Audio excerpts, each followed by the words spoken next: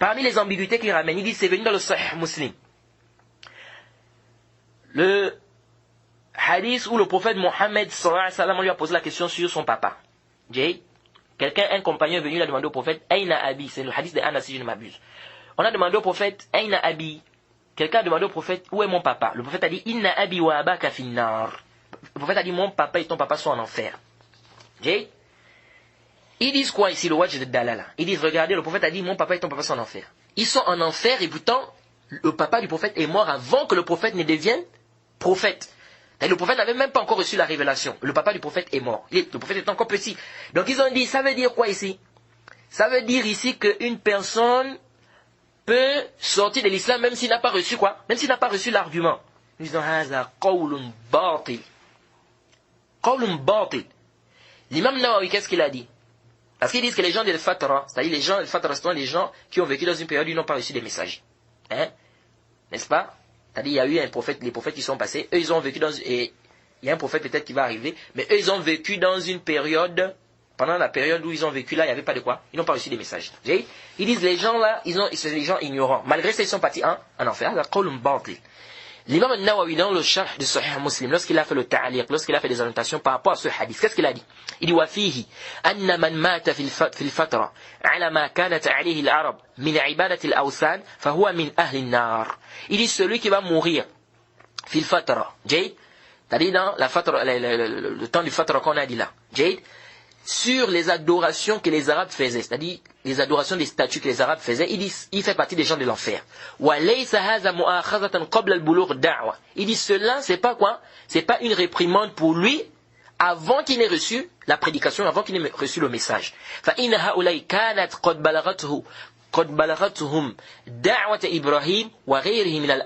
dit car ceux-là, ils avaient reçu la prédication, ou bien le message du prophète Ibrahim et de d'autres prophètes. Et quoi? Et d'autres prophètes. Donc c'est plus que clair. L'imam Nawawi il dit ici, ceux-là, ils n'ont pas, on ne va pas dire qu'ils n'ont jamais reçu les messages. Non, ils ont reçu les messages qui sont passés avant. Oui, il est mort, c'est le papa du prophète, bien ceux-là, ils sont morts avant que le prophète ne devienne prophète. Mais, est-ce que ici, là, ils n'avaient pas reçu le message des prophètes qui sont passés avant? Ils ont reçu. C'est pourquoi le Cheikh Al-Albani, dans le Silsilat al-Sahiha, lorsqu'il a fait le ta'liq du hadith de Ibn Jud'an, Aïcha a posé la question au prophète, le hadith est dans le Sahih Muslim. Aïcha a posé la question au prophète Mohammed sallallahu alayhi wa sallam que Ibn Jud'an c'était quelqu'un qui faisait beaucoup de bien dans la Jahiliya.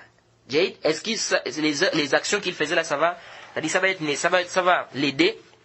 Qu'est-ce que le prophète a dit? Le prophète a dit non. Lam yaqul yawman rabbi ighfir li khati'ati. Le prophète a dit non. Il n'a jamais dit oh Allah pardonne-moi mes péchés. Le Cheikh Al-Albani quand il a fait le ta'liq de ce hadith, il dit وفيه دليل أيضا على أن أهل الجاهلية الذين ماتوا قبل البعثة المحمدية ليسوا من أهل الفترة الذين لم تبلغهم دعوة الرسول إذ لو كانوا كذلك لم يستحق ابن جدعان العذاب ولما حبط عمله الصالح. سبحان الله, الله أكبر. يعني le Cheikh Al-Albani, le fahm qu'il a eu de ce hadith. Cheikh Al-Albani dit quoi? Il dit ça, le hadith, ça c'est une preuve que les gens qui ont vécu dans la Jahiliya, avant le message de l'islam, et qui sont morts, avant que le prophète ne reçoive la révélation, ils ne font pas partie des gens de la fitra, ceux-là qui n'ont pas reçu le message du prophète, ou bien des prophètes. Parce que si c'était le cas, ils ne devaient pas mériter le châtiment, et ces bonnes actions ne devaient pas être annulées. Ça c'est très important ce que le Cheikh Al-Albani a dit ici. Ça veut dire quoi ici? Le Cheikh Al-Albani dit quoi? Il dit si réellement il n'avait pas reçu de message, il ne devait pas mériter quoi le châtiment, ces œuvres ne devaient pas être annulées. Pourquoi? Intabihu. Allah subhanahu wa ta'ala dit dans le Coran on ne châtie pas un peuple avant de lui avoir envoyé un messager. Ça veut dire que si le prophète nous informe que quelqu'un est châtié en enfer, c'est un dalil qu'il a reçu quoi? Il a reçu le message. Pourquoi c'est un dalil? Parce que Allah dit qu'il ne châtie pas un peuple sans lui avoir envoyé quoi? Un messager. C'est plus que clair. Donc si le prophète dit que son papa est en enfer, C'est plus que clair. Même si ici, là, il est mort avant que le prophète ne devienne prophète. Ça veut dire qu'il a reçu le message des prophètes qui sont passés avant. Parce que s'il n'avait pas reçu, c'est de ne pas être châtié. Puisqu'Allah a dit, on est châtié par un peuple sans lui avoir envoyé un messager. C'est-à-dire que si il est châtié, si le prophète nous informe qu'il est châtié, ou bien Allah nous informe que telle personne est châtiée, avant que le prophète même ne reçoive la révélation, ça veut dire qu'il a reçu le message. Qu'il a reçu. Il y a un prophète qui est venu, c'est-à-dire qu'il a reçu le message du prophète. Même si ce n'est pas notre prophète Mohammed sallallahu alayhi wa sallam. Donc quand le prophète Mohammed sallallahu alayhi wa sallam dit que son papa en enfer, ça ne doit pas causer des problèmes aux gens. Parce qu'il y a des gens qui s'embrouillent. Ils disent non mais comment le papa du prophète va être en enfer alors qu'il est mort avant que le prophète ne reçoive la révélation. Non. Parce qu'il y a même certains savants qui sont malades à dire ça, que le papa du prophète n'est pas en enfer. Mais ça c'est une parole qui n'est pas sahih. Le papa du prophète en enfer, le prophète était clair. Il dit mon papa et ton papa sont en enfer. Ils sont en enfer, toi tu viens, tu dis non. Non, ils sont en enfer. Et maintenant ici, ils sont en enfer, toi tu viens, tu dis non, mais comment c'est fait-il que le papa du prophète est en enfer?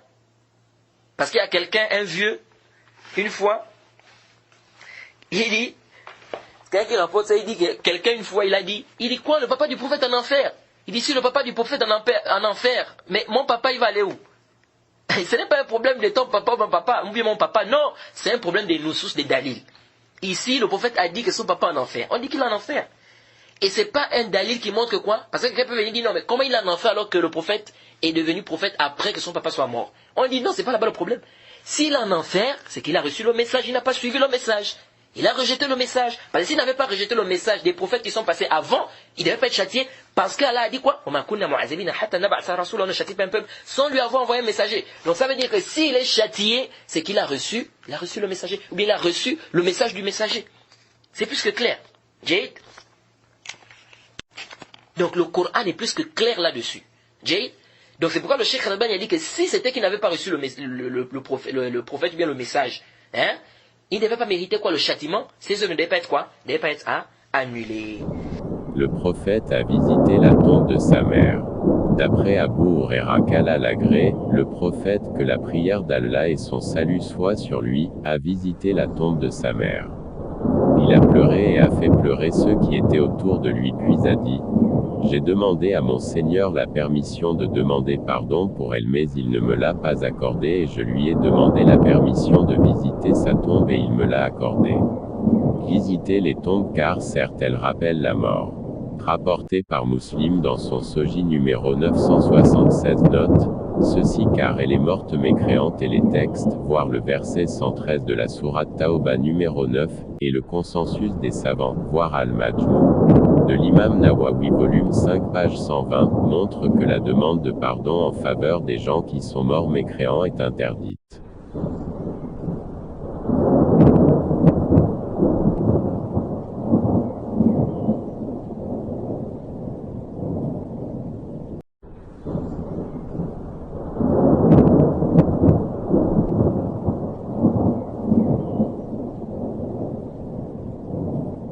Fait scission d'avec le messager, après que le droit chemin lui est apparu, et suit un sentier autre que celui des croyants, alors nous le laisserons comme il s'est détourné, et le brûlerons dans l'enfer. Et quelle mauvaise destination!